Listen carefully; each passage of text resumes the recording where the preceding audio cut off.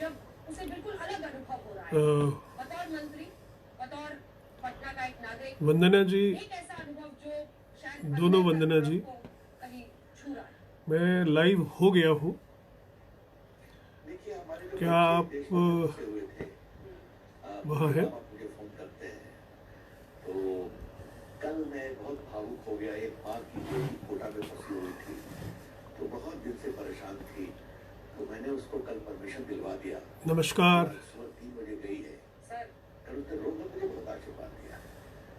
आपको बताऊं जरा, कितने छात्र होंगे सर जो रविशंकर प्रसाद तक नहीं पहुंच पा रहे होंगे, जो नीतीश सरकार की कोशिशें हैं शायद जी।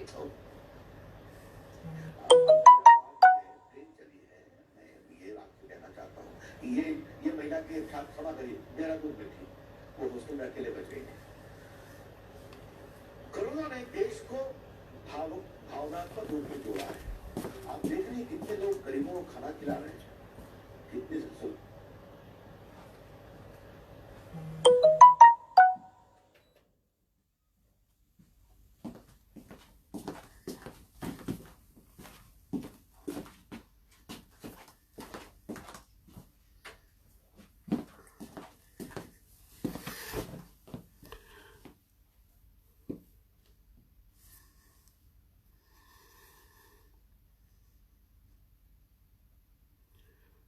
वीना, आरती, वंदना, हरकीरत, वेलकम। क्या हाल है जी आपका?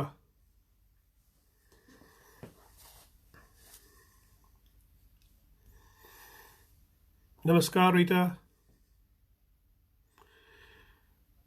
बस अभी थोड़ी देर में। इंदु वेलकम, कैसी हो? अनामिका नमस्कार। नीलिमा देहरादून से नमस्कार तुम्हें।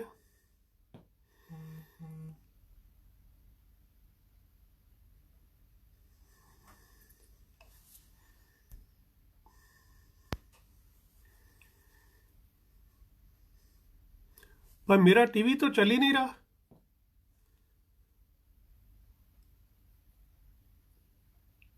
वंदना, मेरा टीवी नहीं चल रहा। पहले चल रहा था, बाद में बंद कर दिया था। हाँ, तो क्या ठीक 11:30 बज गए? राजीव जी वेलकम, शुक्रिया वंदना।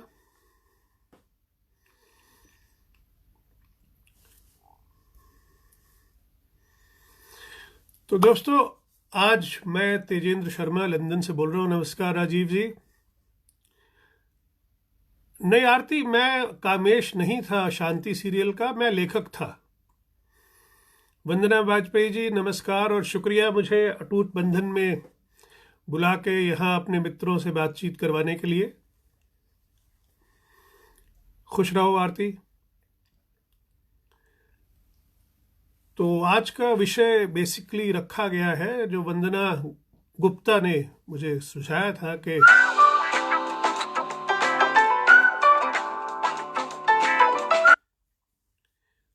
अब क्या है कि इस बीच अगर किसी का फ़ोन आता है तो मुश्किल हो जाती है। अच्छा आरती, आप सिवान बिहार से हैं। हीरो वाधवानी जी नमस्कार। हरकीरत भी सुन रही हैं। अब ठीक है, चलो तो अपनी बातचीत शुरू करते हैं।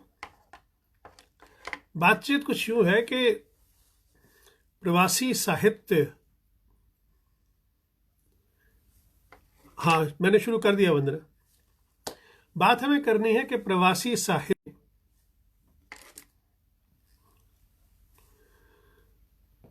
तो प्रवासी लेखन के बारे में किरण नमस्कार। सबसे पहले ये बताना चाहूँगा कि हम जब भारत में रहते थे, मैंने गीता नमस्कार, गीता श्री बहुत बहुत स्वागत है तुम्हारा। नूतन नमस्कार आगरा से। प्रियंका नमस्कार। मेरे दोस्त मित्र आ रहे हैं अभी, तो अच्छा लग रहा है देखते हुए, तो मैं सोच रहा हूँ कि एक आध मिनट और लगा दूं ताकि ये लोग आ जाएं, बात इकट्ठी शुरू करूं।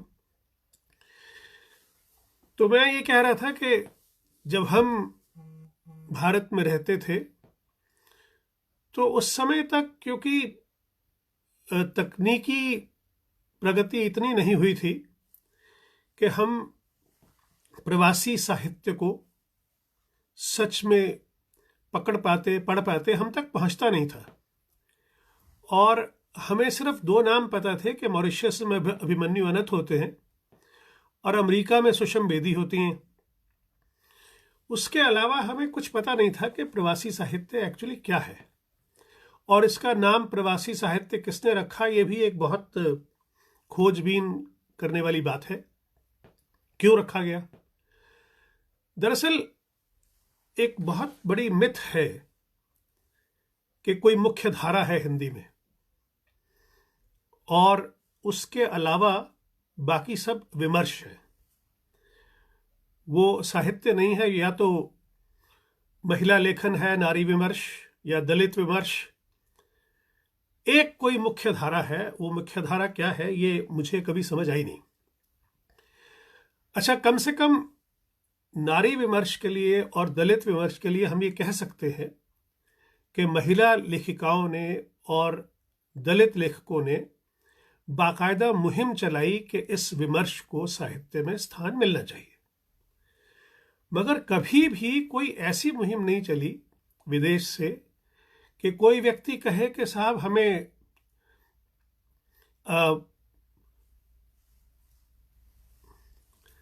कि हमें आप प्रवासी लेखक कहना शुरू कर दीजिए। ऐसा कभी हुआ ही नहीं कि कोई लेखक सुबह उठे, नहाए धोए और कहे आज मैं एक प्रवासी कहानी लिखने जा रहा हूं, या मैं कोई प्रवासी विमर्श की कहानी लिखने जा रहा हूं। जितने भी लोग भारत से बाहर रहते थे वो सिर्फ और सिर्फ लेखन करते थे, और वो उसी देश के बारे में सोच के या अपने भारत को मिस करते हुए अपनी रचनाओं का सृजन करते थे। मॉरिशस के बारे में तो कम से कम हमारे गुरुदेव कमल किशोर गोयंका ने बहुत कुछ लिखा, और अभिमन्यु अनंत उनके प्रिय लेखक थे। समस्या यह है कि मैं मॉरिशस के लेखकों को प्रवासी लेखक मानता नहीं हूं। मेरा मानना है कि प्रवासी लेखक कहलाने की पहली शर्त है कि आप प्रवास करें। किरण, शुक्रिया, स्वागत है। अब देखिए कि जिस व्यक्ति ने प्रवास का दर्द नहीं सहा, वो व्यक्ति कैसे प्रवास की व्याख्या कर सकता है, उसके लेखन में प्रवास कैसे आ सकता है? मेरे हिसाब से हिंदी का जो साहित्य है वो भारत में जहां भी कहीं लिखा जा रहा है उसकी मूल भावना में कहीं ना कहीं प्रवास है। जैसे गीता श्री बिहार से दिल्ली आ गई हैं, तो कितने वर्षों तक वो बिहार को मिस करती होंगी। कोई देहरादून से दिल्ली आ गया है, कोई लखनऊ से बॉम्बे चला गया है, आजमगढ़ से बॉम्बे चला गया है। तो उन सब के लेखन में आपको कहीं ना कहीं प्रवासी फीलिंग, प्रवासी भावना जरूर महसूस होगी। और इसीलिए राजेंद्र यादव से जब भी कभी बात हुई, बल्कि यमुनानगर में उन्होंने कहा भी कि भाई हिंदी साहित्य के मूल में प्रवासी लेखन है। इसलिए जब कभी कोई आजमगढ़ से बॉम्बे आके रहता है तो वो बॉम्बे के बारे में नहीं लिखता, वो डॉक्टर सुनीता, नमस्कार, वो लिखता है आजमगढ़ की गलियों के बारे में, वहां के खेतों के बारे में, वहां के जो नॉस्टैल्जिक होके वहां के बारे में लिखता है। अब यही चीज जब हम भारत छोड़ के विदेश आ जाते हैं, गीता श्री कह रही है कि हाँ मैं भी प्रवासी हूं, वेरी गुड। तो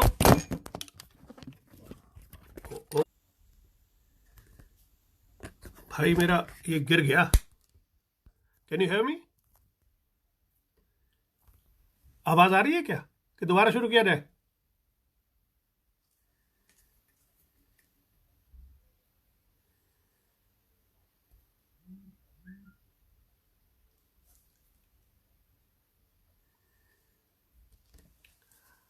हाँ, तो मैं कह रहा था मेरा फोन गिर गया था तो इसलिए थोड़ा कुछ गड़बड़ हो गया। तो अब समस्या ये थी कि मैं भारत छोड़ के जब हम इंग्लैंड में आए तो यहाँ आके हमने पहली बार देखा कि भाई कोई फोकस्ड लेखन नहीं हो रहा था। 1998 में जब मैं आया तो 1999 तक यहाँ कोई किसी भी लेखक की अपना कोई कहानी संग्रह वगैरह नहीं छप के आया था। उषा राजे सक्सेना ने एक मिला जुला कहानी संकलन निकाला था, मिट्टी की सुगंध, जो यहाँ के 24-25 लेखकों की एक एक कहानी लेके उसको छपवाया था। तो हमने यहाँ शुरू ये किया कि भाई कहानी पाठ रखे जाए, और कथा यूके जो हमारी संस्था है, हमने लोगों के घरों में कहानी पाठ रखना शुरू किया।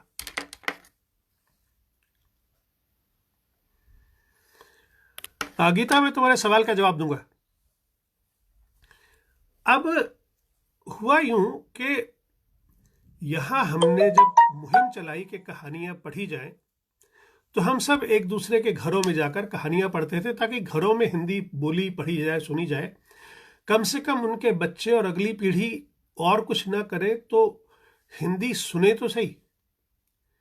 तो हमने सबसे पहले एक किताब छपवाई कि उन गोष्ठियों में जो कहानियां पढ़ी गईं, उनकी एक 10 कहानियों की एक किताब कथा यूके ने प्रकाशित की। आहिस्ता आहिस्ता ये हुआ कि 2000 के बाद ब्रिटेन में जैसे एकदम क्रिएटिविटी का वोल्केनो इरप्शन हुआ, तो अचानक लोगों के कहानी संग्रह, कविता संग्रह फटाफट छपने शुरू हुए। अब प्रवासियों की प्रॉब्लम दो तरफा थी। एक, हम चाहते थे कि हमारा शुमार जो है भारत की मुख्य धारा में हो, और वहीं इतने में भारत के विश्वविद्यालयों ने अलग से डिपार्टमेंट्स बना दिए प्रवासी साहित्य के, और प्रवासी लेखन को सिलेबस का, पाठ्यक्रम का हिस्सा बना दिया। तो अब यह हुआ कि ये एक नया टेस्ट था प्रवासियों के लिए कि भाई हम जो लिख रहे हैं वो अचानक पाठ्यक्रम में पहुंच गया, और वहां पे बच्चों ने हमें पढ़ना शुरू कर दिया। अब ये ऐसा असमंजस था हम लोगों के लिए कि लड़ाई तो हम लड़ रहे थे,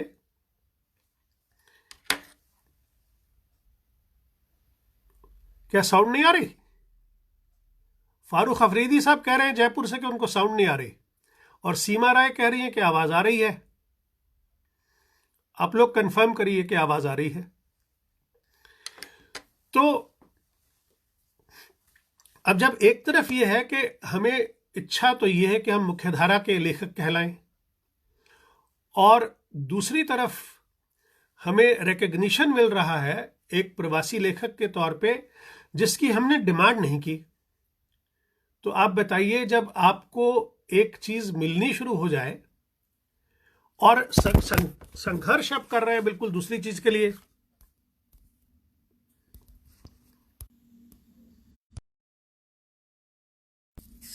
यार ये फोन गिर जाता है।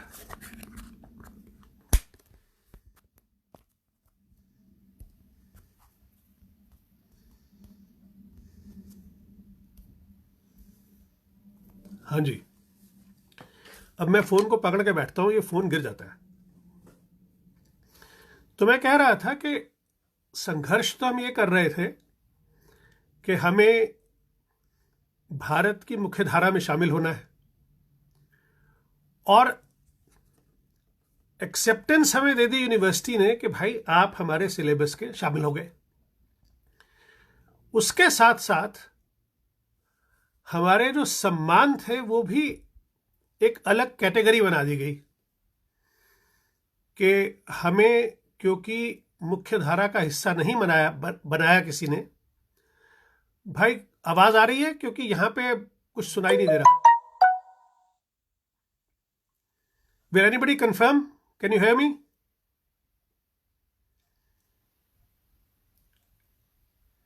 Hello,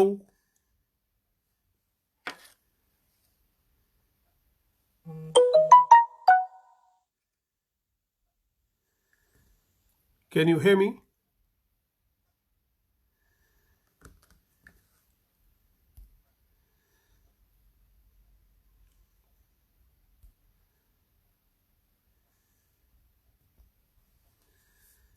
hello, Harkirat, can you hear me?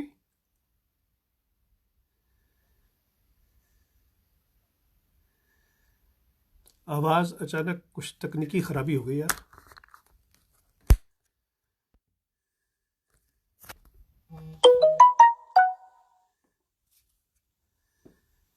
Hello, will someone confirm?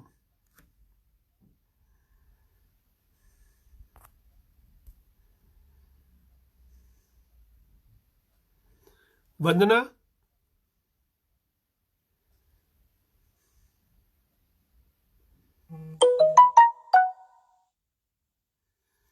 दोबारा शुरू करूं?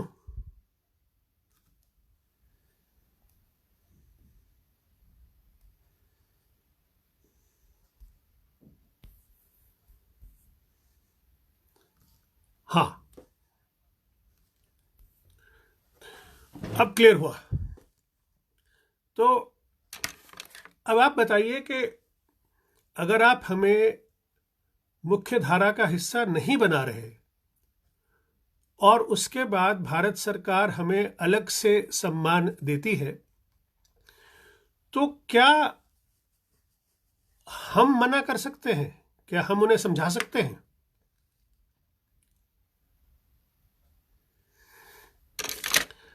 अब ये हमें समझना होगा कि जब प्रवासी लेखन पर हम बात करते हैं तो हमें यह समझना होगा कि प्रवासी लोगों ने जब लिखना शुरू किया तो उन्हें शुरू शुरू में समस्या क्या होती थी। समस्या यह होती थी कि हम लोग लिखते थे और अपनी अपनी रचना पोस्ट करके भेज देते थे और वहां से हमें कभी पता नहीं चलता था कि हमारी रचना पहुंची कि नहीं, एक्सेप्ट हुई कि नहीं हुई। वहां के सूर्य बालाजी नमस्कार, बहुत बहुत स्वागत है आपका। शिवनारायण भाई नमस्कार। तो मैं ये बता रहा था कि हमें ये पता ही नहीं चलता था कि रचना पहुंची या नहीं, रचना एक्सेप्ट हुई या नहीं हुई, उसे किसी ने देखा या नहीं। और टेलीफोन उन दिनों 1 पाउंड 25 पेंस का 1 मिनट का होता था, तो हम करते थे। तो उसके बाद पता चला अभी तो देखी नहीं है, अभी तो पहुंची नहीं है। तो हम लोग इसी समस्या से जूझते रहते थे कि हमारी कहानी कब मिलेगी, कब छपेगी। ऋचा नमस्कार। और प्रगति हेलो। इस समस्या से जूझने के लिए सबसे बड़ा हथियार हमारे हाथ में आया सन 2000 में, जब माइक्रोसॉफ्ट कंपनी ने यूनिकोड नाम का एक फॉन्ट बनाया। और उस फॉन्ट की खासियत यह थी कि वो दुनिया में किसी भी कंप्यूटर पर पढ़ा जा सकता था, क्योंकि वो यूनिकोड था। और उस यूनिकोड फॉन्ट का फायदा यह था कि अब हम अपनी कहानी ईमेल कर सकते थे, हमें पोस्ट करने की जरूरत नहीं थी। और जो संपादक है वो भी ईमेल के जरिए हमें सूचित कर सकता था कि रचना एक्सेप्ट हुई या नहीं हुई। मगर अभी तक हमारा बहुत ज्यादा रिश्ता बन नहीं पा रहा था, क्योंकि ईमेल्स हैवी हो जाती थी और हैवी होने की वजह से बहुत मुश्किल से पहुंचती थी, फोटो वोटो जा नहीं पाती थी। ये संघर्ष पहला कि हमें छपना कैसे है मैगजीन्स में, इससे जब हम उभरे हैं आहिस्ता आहिस्ता, जब ईमेल और बेहतर होती चली गई, स्पेशली जब जीमेल आ गई, तो उसके बाद हमें समस्या यह हुई कि हमें किताबें कैसे छपवानी है। अब हम मार्केट में नए नए मुर्गी थे। मैं तो जब आया था तो मैं भारत में पहले से छपा हुआ था, 3 किताबें कहानी संग्रह वाणी से छप चुके थे। तो मुझे तो पता था कि कहानियां कौन छापेगा, कैसे छपेंगी, मगर प्रवासी लेखक प्रकाशकों के लिए एक नई एंटिटी थे। उनको ये महसूस होता था कि भाई ये पाउंड्स और डॉलर से भरे हुए लोग हैं। तो एक रेट लिस्ट हो गई, कविता संग्रह के इतने पैसे, कहानी संग्रह के इतने पैसे, उपन्यास के इतने पैसे।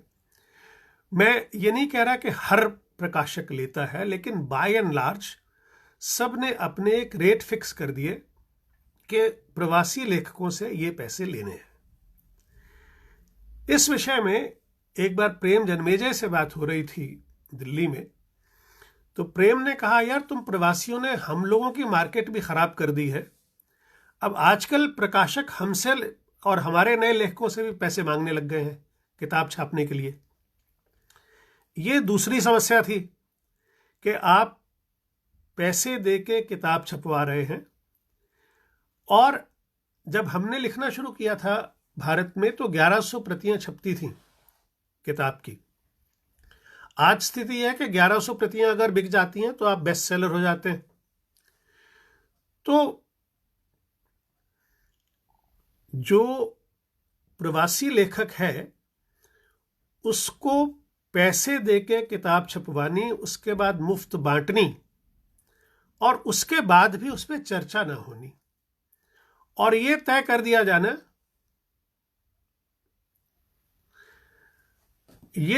दिया जाना कि प्रवासी लेखन दोयम दर्जे का लेखन है, उसे पढ़ने की आवश्यकता है नहीं। और यादव जी ने तो एक बार यहां तक कह दिया था कि ये तो हिंदी साहित्य का कचरा है। हम तो लड़ पड़े थे उनसे कि साहब कचरा वचरा कुछ नहीं है, आप अच्छा लिख रहे हैं, आप पढ़िए। तो आलोचक का मामला दूसरा था। हमारे जितने आलोचक हैं, शीर्षस्थ आलोचक से लेके छोटे से छोटा आलोचक तक, वो सब मजदूर, किसान और भ्रष्टाचार का लेखन पढ़कर आलोचक बने हैं। उन्हें कुछ मालूम नहीं कि प्रवासी व्यक्ति का जीवन क्या होता है। अब जिन्हें पता नहीं कि जीवन क्या है, वो हमारे साहित्य पर आलोचना लिखेंगे उन हथियारों को हाथ में लेकर जिनसे वो मजदूर, किसान और भ्रष्टाचार के साहित्य की आलोचना करते रहे हैं, समीक्षा करते रहे हैं।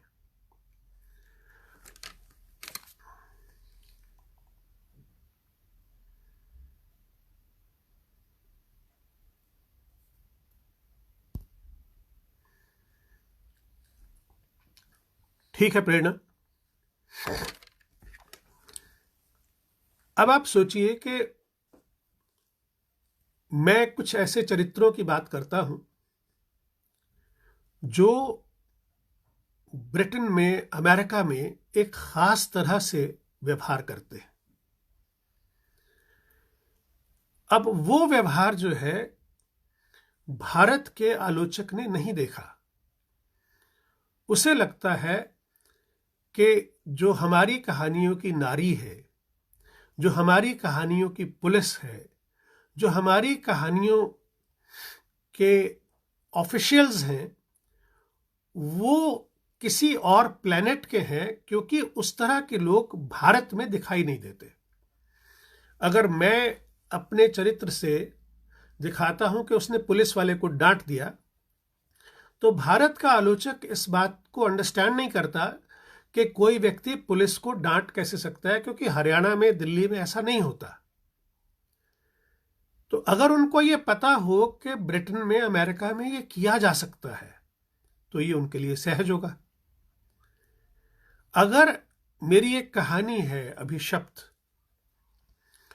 उसकी नायिका सारा दिन पति के साथ झगड़ा कर रही है, पति उसके वीजा पर आया है देश में रहने के लिए, मगर वो रात को अपना सुख मांगती है। वो कहती है मेरा ये हक है। अब ये बात भारत के आलोचक को समझ नहीं आ रही कि एक नारी अपना हक किस तरह मांग रही है। इसी तरह हमारे बहुत से लेखक हैं जिन्होंने इस तरह की रचनाएं रची हैं इस तरह के थीम उठाए हैं। एक लंबी लिस्ट है हमारे यहाँ ब्रिटेन में और अमेरिका में खास तौर पे। अजय नवरिया के साथ बहुत बरसों से मेरी बातचीत होती रहती है प्रवासी साहित्य को लेके। एक लंबी कतार है युवा पीढ़ी के आलोचकों की, जिसमें खास तौर पे जमशेदपुर से विजय शर्मा है, जो प्रवासी साहित्य पर लगातार लिखती रही हैं। गीताश्री खुद प्रवासी साहित्य से काफ़ी जुड़ी हुई हैं और लगातार पढ़ती रही हैं प्रवासी लेखकों को। साधना अग्रवाल हैं, उन्होंने प्रवासी साहित्य पर काफ़ी लिखा है। कमलेश कुमारी हैं, एक प्रोफेसर हैं दिल्ली यूनिवर्सिटी में, उन्होंने बहुत लिखा है प्रवासी साहित्य पर। हरि भटनागर ने लिखा है। तो हम ये देखते हैं कि जो कंपैरेटिवली बाद के आलोचक हैं, उन्होंने प्रवासी साहित्य के साथ अपना एक रिश्ता बनाया है। और अजय के साथ बातचीत के दौरान ये बात क्लियर हुई कि प्रवासी लेखन 3 स्टेजेस पे होता है। जो पहली स्टेज का लेखन है, उसमें प्रवासी नया नया विदेश जाके सेटल होता है और वो हर उस चीज को मिस करता है जिसे वो छोड़ के आया है। तो वही छोड़ आए हम वो गलियां वाली बात है। वो नज़ारे, वो सूरज, वो खेत, वो गोबर, हर उस चीज को याद करता है, अपने मित्रों को याद करता है, उसके बारे में लिखता है। जो दूसरी स्टेज होती है, उसमें वो अपने अपनाए हुए देश को एक अजनबी की तरह देखता है, एक बाहरी व्यक्ति की तरह देखता है। और जब वो उसको देखता है तो ये थोड़ा अचरज भी होता है और वो उस सूचना को अपने पाठकों के साथ शेयर करना चाहता है। वो चाहता है कि मैं अपनी कहानी में, अपनी रचना में बता दूं। तो आपको ये सेंटेंस अमेरिका और इंग्लैंड और यूरोप के देश के राइटर्स की कहानियों में ज़रूर मिलेगा, जो सेकंड स्टेज की कहानी होती है। भाई, इंग्लैंड में तो ऐसा होता है, अमेरिका में ऐसा होता है। जब आप ये पढ़ें तो आप समझ लीजिए कि आज वो लेखक दूसरी स्टेज पे पहुंचा हुआ है और वो जो कुछ वहां देख रहा है वो आपको सूचना के तौर पे टांग कर भेज रहा है कि आप मेरी कहानियों के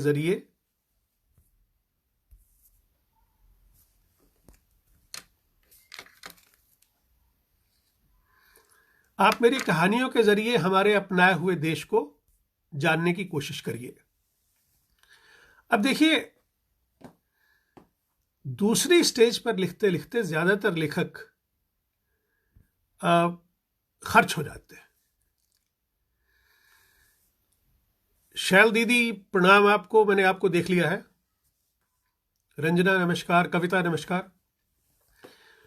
तो जो तीसरी स्टेज है वो होती है जब प्रवासी अपने अपनाए हुए देश को पूरी तरह से अपना लेता है और अब वो हर चीज के साथ वैसे ही रिएक्ट करता है जैसे कि एक वाइट ब्रिटिश करता है।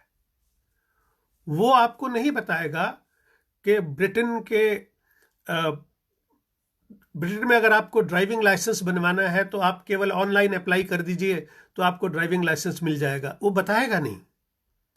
उसका कैरेक्टर ऐसा करेगा और वो आपको करता हुआ दिखाई देगा।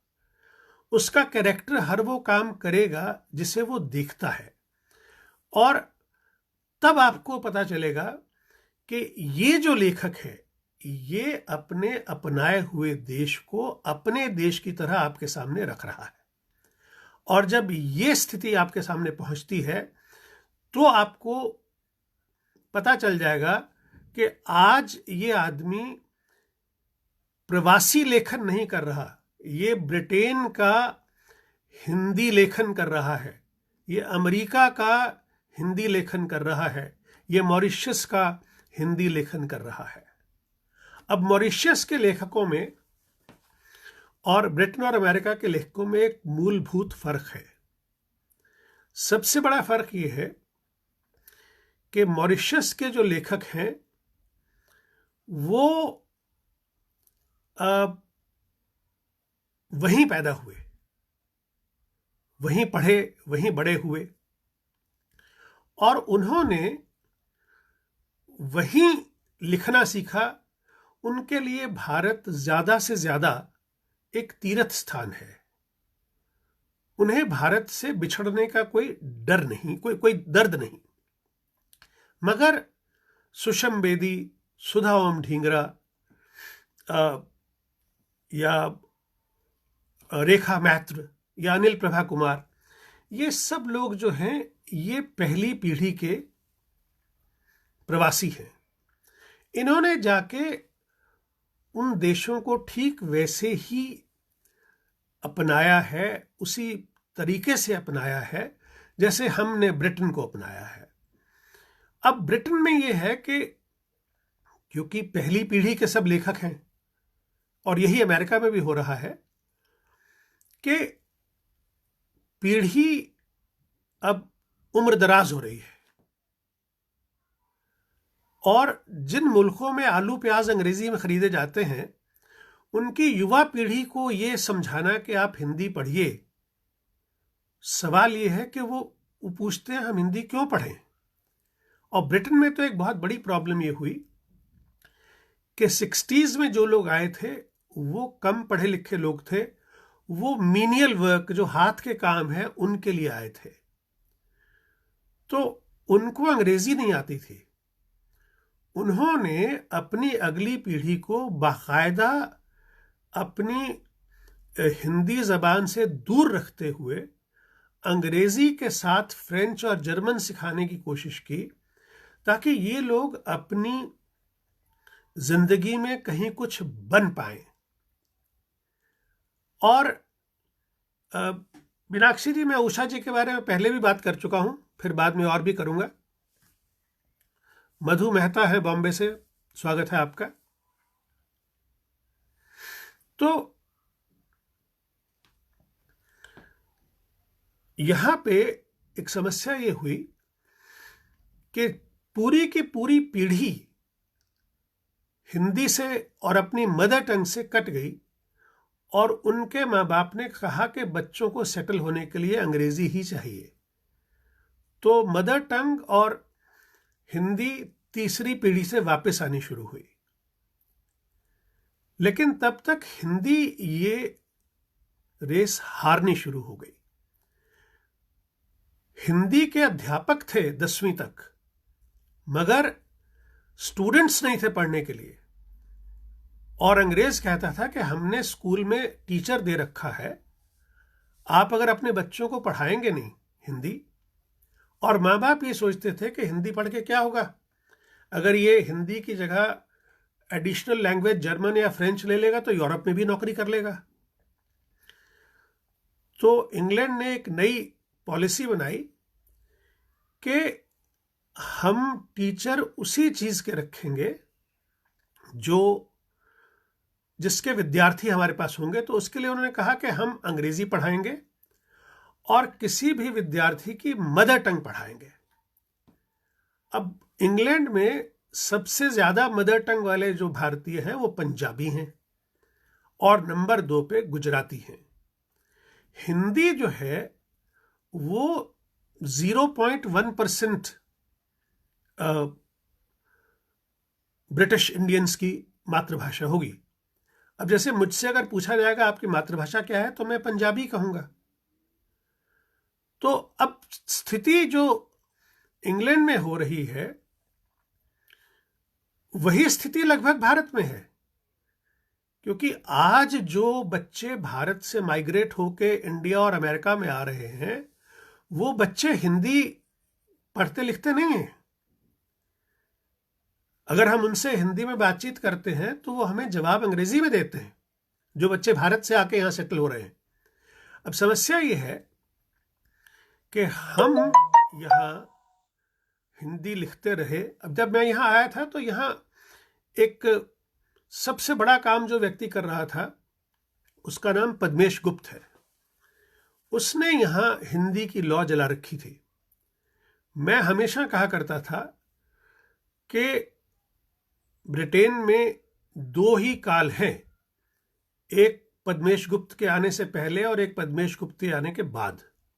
पद्मेश गुप्त इतना काम किया करता था, एक जमाना था, उसने हम लोगों के लिए एक प्लेटफॉर्म बना दिया था और हमने उस प्लेटफॉर्म पे फिर पद्मेश से आगे का काम करना शुरू किया। मेरे आने से पहले यहां उषा राजे सक्सेना लिख रही थी, दिव्या माथुर लिख रही थी, लेकिन यह सब छिटपुट लेखन था। अभी कुछ सेटल्ड लेखन नहीं था, फोकस्ड लेखन नहीं था। तो हमने बाकायदा कथा यूके के माध्यम से कथा कहानी लेखन को खास तौर पे एस्टेब्लिश करने की पूरी कोशिश की, जिसमें हम काफी सफल भी हुए। और हमारी वर्कशॉप से दो राइटर्स उभर कर आए। जय वर्मा एक कहानीकार बन के उभरी हमारी वर्कशॉप से, और दूसरी अरुण सबरवाल। तो ये कथा यूके का एक बहुत बड़ा अचीवमेंट है कि ये दो लोग जो कि बिल्कुल कहानी नहीं लिखते थे, ये हमारी कहानी की वर्कशॉप के बाद निकल के आए और इनके कहानी संग्रह बाकायदा प्रकाशित हो चुके हैं। एक बड़ी मजेदार बात यह है कि भारत के लोग, लेखक मित्र, एक सवाल हमसे बहुत पूछते हैं कि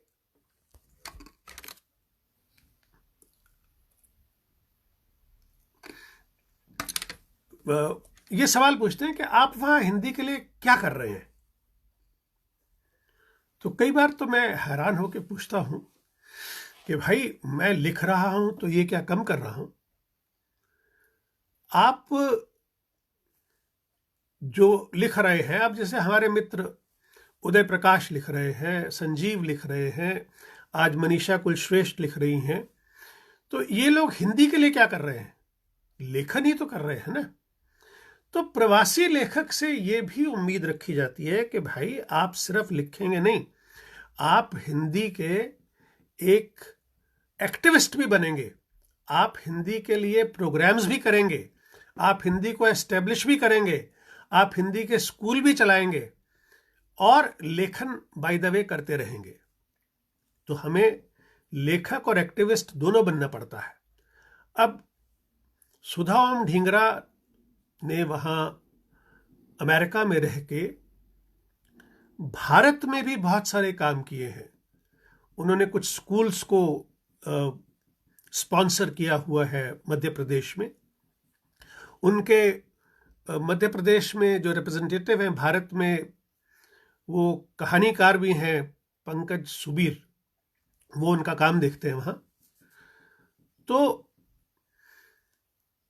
हम लोग केवल ये भारत में, मतलब केवल ब्रिटेन में हिंदी का काम नहीं करते। जैसे कथा यूके ने भारत में कई जगह पे प्रवासी साहित्य के सेमिनार किए, क्योंकि हम चाहते थे कि हमारे साहित्य को वहाँ समझा जाए। तो यमुनानगर में हमने 4 साल 5 साल लगातार किए। उसमें अजित राय के साथ शुरू किया था, अजित राय और फिर अजय नावरिया, और वहाँ तमाम लोग जुड़े, हिंदी के बड़े से बड़े। तो हमने एक किताब भी पब्लिश कराई थी, अगर वो दिखाई दे, हाँ एक सेकंड होल्ड करिएगा।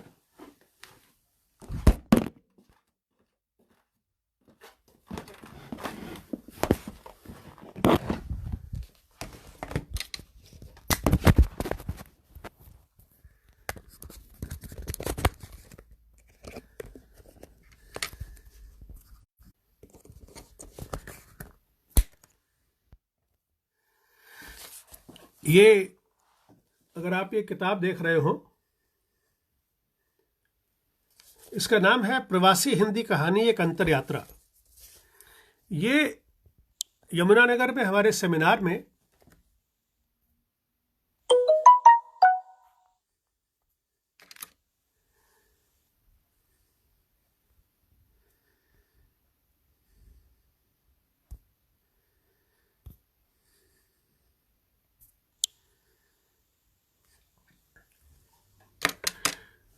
जी वो कैमरा कुछ उल्टा पुल्टा हो गया था। तो यमुनानगर में हमारे सेमिनार में जितने आर्टिकल्स पढ़े गए उन्हें अजय नवरिया ने और सुषमा आर्य जी ने संपादित करके एक किताब के फॉर्म में छपवाया था शिल्पायन से। तो अब कुछ फर्क पड़ा जी? कुसुम जी, फोन थोड़ा हिल गया था। तो हमारा जो प्रयास था वो ये था कि प्रवासी हिंदी साहित्य जो है उसे भारत में लोग जाने, और ये हम लोगों की एक बहुत बड़ी अचीवमेंट मानी जा सकती है। और इसमें हमें हमारी जो कथा यूके की संरक्षक हैं ज़किया ज़ुबेरी जी, उनका बहुत सहयोग मिला है फाइनेंशियली, इमोशनली और डायरेक्शन देने के लिए, गाइड करने के लिए, कि जहाँ जहाँ हम गए हैं उन्होंने हमें अपना आशीर्वाद दे के हमसे काम करवाए हैं। हमारी कोशिश ये है कि प्रवासी साहित्य वहाँ एस्टेब्लिश हो, और आप लोगों ने आज ये सेमिनार रख के ये साबित कर दिया है कि हमने जो प्रयास किए वो कहीं ना कहीं पहुंचे हैं, कि आज अटूट बंधन के माध्यम से, वंदना जी के माध्यम से भारत के साहित्यकार जानना चाहते हैं कि आखिर प्रवासी साहित्य कहाँ कैसे लिखा जा रहा है। ऑस्ट्रेलिया में रेखा राजवंशी हैं जिन्होंने कविताएं, गज़लें और उनकी 2 किताबें जो वहाँ का लोकल साहित्य है उसके अनुवाद को लेकर भी छपी हैं। तो ये बड़ा काम है। अर्चना पेन्यूली हैं डेनमार्क में जो बहुत काम कर रही हैं, सुरेश शुक्ल हैं नॉर्वे में। ये पूरे विश्व में इस तरह से फैला हुआ है सब प्रवासी साहित्य, लेकिन एक ही डर है कि जैसे हमारे बाद कौन, जो एवरेज एज पुराने लेखकों की 70 पार हो चुकी है, और सबसे ज्यादा मुश्किल बात यह है कि जो नई पीढ़ी भारत से आ रही है वो हिंदी से जुड़ नहीं रही। तो आप हमें यह बताइए कि जैसा आप रॉ मटेरियल भारत से भेजेंगे, हम फिनिश्ड प्रोडक्ट तो आपको वही देंगे ना जो आप देंगे। अगर आप हमें बबूल का बीज भेजेंगे तो हम आम कैसे पैदा करेंगे? तो ये आपका काम है कि आप अपने देश में, भारत में, अपने बच्चों से कहें कि भाई हिंदी पढ़ो, हिंदी का अखबार पढ़ो, हिंदी लिखिए। अगर आपका बच्चा भारत में हिंदी लिखेगा तभी वो प्रवासी बनने के बाद हिंदी लिख पाएगा। लेकिन जो बच्चा अंग्रेजी स्कूल में पढ़ रहा है, अंग्रेजी में बातचीत कर रहा है, मैं अपनी बात आपको बताता हूँ। मेरी मदर टंग पंजाबी है। मैं बचपन में 5वीं तक गुरमुखी पढ़ा, उसके बाद अंग्रेजी पढ़ा और बीए ऑनर्स इंग्लिश किया, एमए इंग्लिश किया।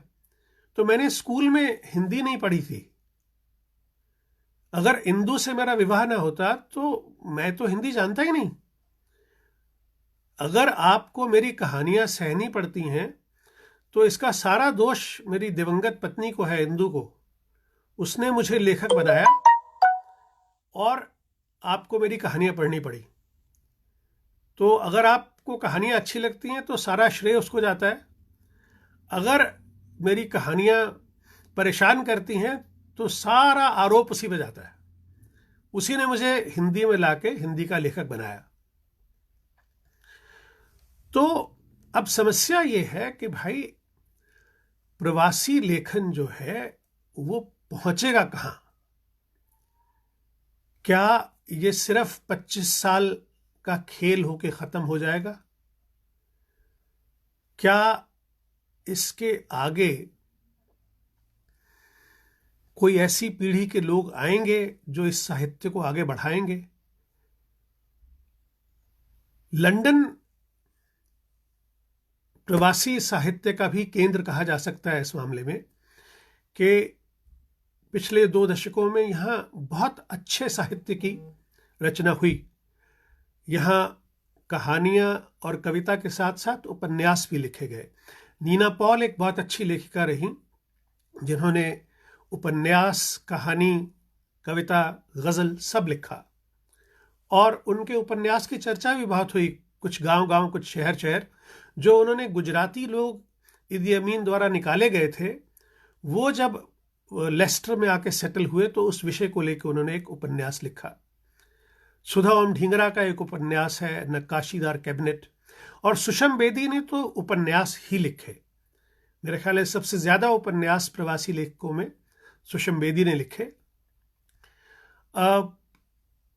मैंने स्वयं एक किताब एडिट की है, अगर आप लोग उस किताब को ले पाएं तो दिल्ली में एक है दिल्ली हिंदी एकेडमी, पदम नगर में उनका ऑफिस है।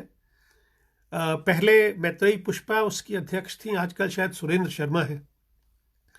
तो वहां से मैंने एक किताब निकाली थी देशांतर, जिसमें सभी प्रवासी लेखकों में से ज्यादातर की एक एक कहानी मैंने ली थी, और करीब 25-30 पेज की इंट्रोडक्शन भी मैंने लिखी थी। तो आप वो किताब जरूर लें, वो एक बहुत अच्छी किताब है दिल्ली हिंदी एकेडमी की, जो आपको प्रवासी कथा साहित्य से परिचित कराएगी कि कितना अच्छा साहित्य हर जगह लिखा गया है। मैं आपको जब थीम्स की बात करता हूं, मैं राज हीरामन की एक कहानी है, उसका थीम आपको बताऊंगा कि कैसे जो विदेश में लेखक रह के लिखता है उसकी सोच कैसे फर्क हो जाती है। कि एक व्यक्ति जेल में है और क्रिसमस आ रहा है। अब मां चाहती है कि बेटा जेल से छूट जाए तो क्रिसमस इकट्ठे मना लेंगे, और पत्नी सोच रही है कि अगर ये क्रिसमस की जगह न्यू ईयर के बाद आता है तो क्रिसमस और न्यू ईयर जेल में रहने की वजह से उसे अतिरिक्त भत्ता मिलेगा। तो जब वो न्यू ईयर के बाद आएगा तो वो अतिरिक्त भत्ता लेके आएगा पति मेरा, तो हम क्रिसमस और न्यू ईयर बेहतर तरीके से मना पाएंगे। तो अब देखिए मां और पत्नी की सोच को लेखक ने कैसे पकड़ा है। ये चीज जो मॉरिशस में हो सकती थी, ये केवल मॉरिशस का लेखक ही आपको बता सकता था। इसी तरह बहुत सी चीजें हैं जो आपको केवल ब्रिटेन का लेखक बता सकता है, जो अमेरिका का लेखक बता सकता है। तो मेरा ख्याल है कि ये तो हमें डिफाइन करना होगा कि केवल प्रवासी लेखन कह के हम मुक्त ना हो जाएं। हम सभी प्रवासी देशों की जो सोच है उस सोच को पकड़ें कि अमेरिका में जो ब्लैक की प्रॉब्लम है, ब्रिटेन में जो एथनिक मिनॉरिटी की प्रॉब्लम है, और जिस तरह से मॉरिशस के लोग मॉरिशस की दिक्कतों को लिखते हैं, और अर्चना पेन्यूली ने डेनमार्क को बहुत अच्छी तरह पकड़ा है। तो आप हमारे लेखन को हमारे देश और हमारे सरोकारों के हिसाब से पकड़िए। आप ये ना सोचिए कि पूरे का पूरा प्रवासी लेखन एक है और उसको हम एक ही छड़ी से हाँक सकते हैं, ऐसा नहीं है। हम जो लिखते हैं वो अपने आसपास को देखकर लिखते हैं, और हमारा आसपास हर देश का अलग है। जो अमेरिका है उसकी सोच अलग है, जो ब्रिटेन है इसकी सोच अलग है, यूरोप बिल्कुल अलग सोचता है। तो हमें ये ध्यान रखना होगा कि हम जब भी कभी पढ़ें, हमारा मुख्य उद्देश्य ये हो कि इन कहानियों, इस साहित्य के थ्रू हमें एक नई दुनिया जाननी है। और मेरा अपना प्रयास ये रहता है कि मैं अपनी हर कहानी के थ्रू अपने पाठकों का परिचय एक नई दुनिया से कराऊं। कि जब आप कब्र का मुनाफा पढ़ें तो आपको लगे कि हाँ, सच में एक ऐसी दुनिया देखी है जो शायद इससे पहले नहीं देखी थी। जब आप कोख का किराया पढ़ें तो आपको पता चले कि ये भी एक मुद्दा हो सकता है।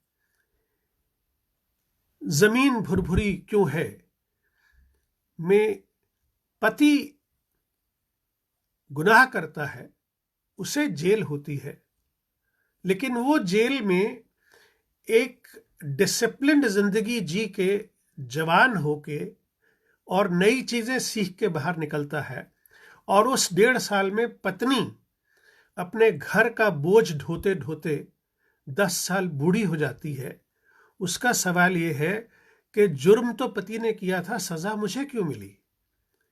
इस सोच की कहानी के सी क्लास ओपन जेल क्या होती है ब्रिटेन की, उसमें किस तरह से व्यवहार किया जाता है, किस तरह से लोगों को रखा जाता है, हम अपनी कहानियों के माध्यम से आपका उस दुनिया से अवश्य परिचय कराना चाहते हैं।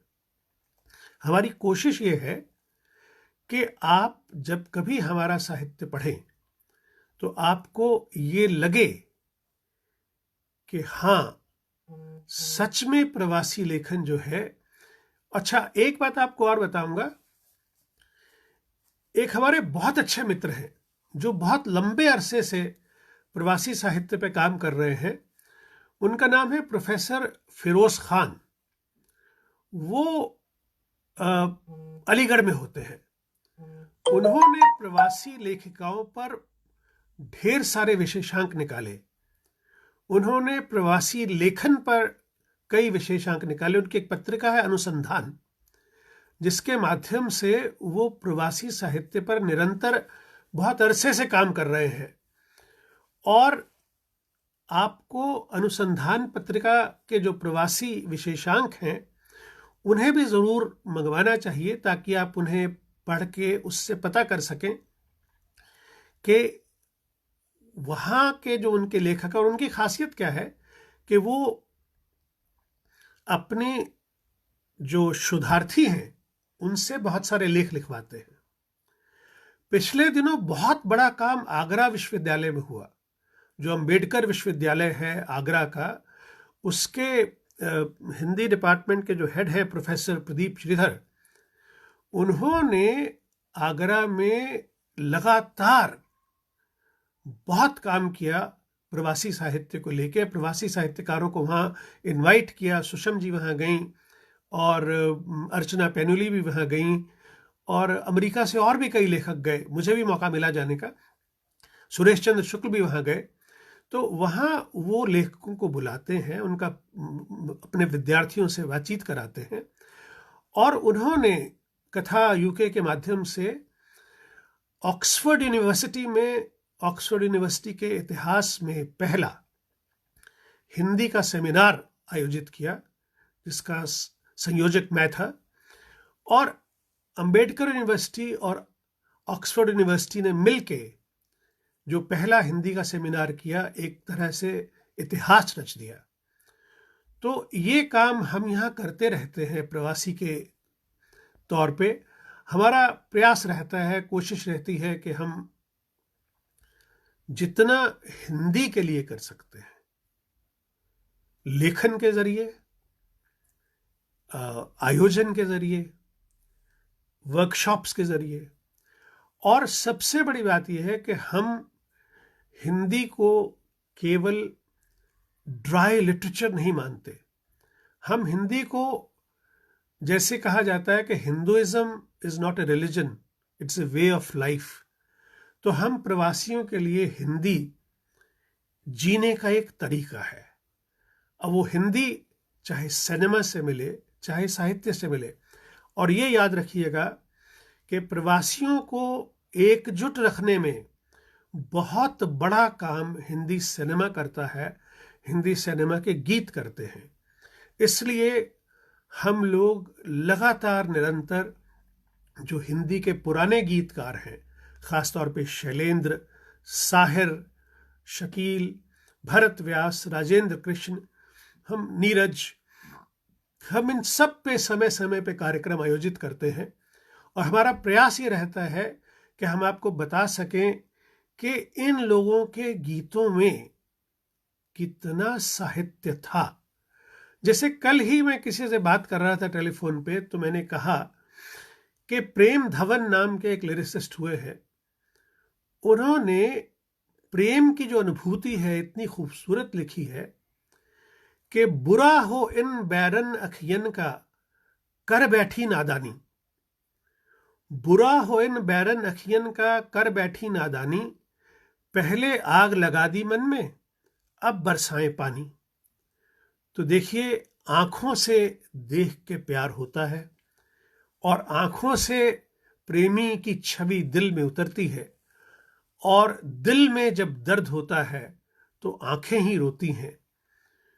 तो सिनेमा के गीतों में इतनी खूबसूरत इमेजरी उस जमाने के लेखक लिखते थे कि बहुत सीखने को मिलता है एक लेखक को कि अगर सिनेमा के लिए इतनी अच्छी इमेजरी हो सकती है तो हमारी अपनी जो तथाकथित मुख्यधारा की कविता है उसमें भी संप्रेषण कुछ अगर इसी तरह का हो, चीजें दिल से लिखी जाएं और दिल तक पहुंचें।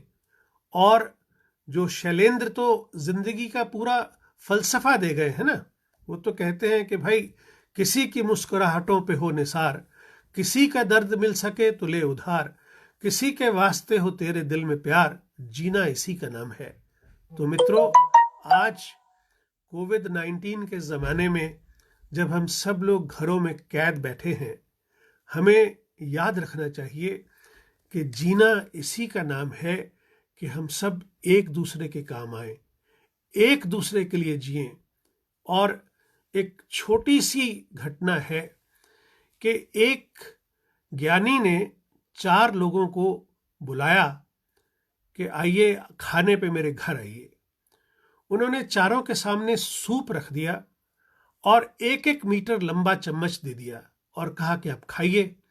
अब वो चारों संघर्ष कर रहे थे और सूप को अपने मुंह तक ले जा नहीं पा रहे थे। जब 15 मिनट के बाद वो वापस आए अंदर तो उन्होंने पूछा, क्यों सूप ले लिया? तो उन्होंने कहा, इससे कैसे खा सकते हैं? तो उन्होंने कहा, देखो, तुम सब लोग इन लंबे चमचों से खुद खाने की कोशिश कर रहे थे। अगर तुम चमचा भर के दूसरे को खिलाते तो तुम सबका पेट भर जाता और सब खा पाते इस सूप को। तो मित्रों, जब हम दूसरों के लिए जीते हैं, जब हमारी कोशिश ये होती है कि हमारे एक्शन से, हमारे काम से दूसरों को सुख मिले, हमारे किसी भी काम से जानबूझकर किसी को दुख न मिले, और ये हमारे साहित्य में भी हो और ये हमारे लेखन में भी हो, हमारे व्यवहार में भी हो। और आज क्योंकि हमारे एक मित्र शशि भूषण द्विवेदी की मृत्यु हो गई है, तो मैं आप सबके साथ उनको श्रद्धांजलि अर्पित करता हूं। मैं उनसे निजी तौर पे तो कभी मिला नहीं, लेकिन कहीं ना कहीं कोई ना कोई बात हो जाती थी, और मुझे पूरी उम्मीद है कि आप सब हमारे साथ मिलकर उन्हें श्रद्धांजलि देंगे। और आज आप सबसे बात करके बहुत अच्छा लगा। और सुभाष नीरव भी आ गया अब तो, लेकिन वो काफ़ी लेट हो गया है क्योंकि अब हम विदा लेने वाले हैं, और मेरा ख्याल है कि हाँ, 1 घंटा पूरा हो गया। तो बहुत बहुत शुक्रिया। और अगर आप में से किसी को कोई सवाल पूछना हो, और अगर वंदना, शुक्रिया। अर्चना वाजपेयी जी, बहुत बहुत शुक्रिया। राजीव, तुम भी देख रहे हो, very good. Okay Vandana ji. Madhurani, thank you.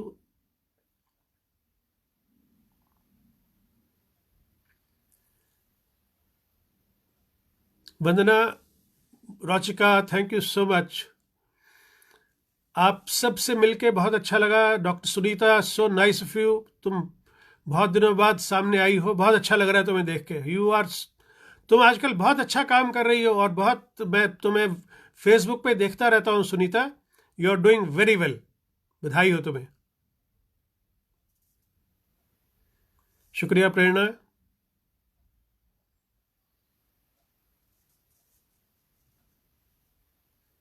Meenakshi, thank you. Rachika, अरे शुभम तुम भी हो, बहुत अच्छे।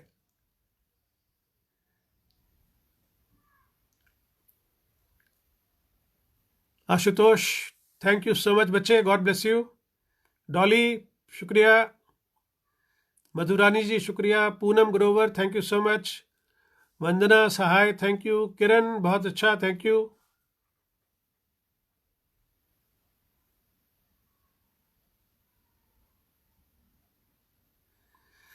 राजीव जी थोड़ा गुलाब रख लिया। अच्छा, हरकीरत गीत सुनना चाहती हैं? क्यों भाई, मेरे अगर मैं 2 लाइनें गुनगुनाऊं तो कोई बेहोश तो नहीं होगा?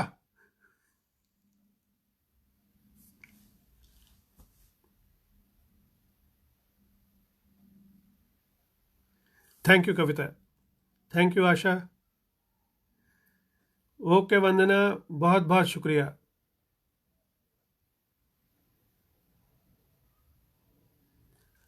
चलो 2 लाइनें सुना देते हैं।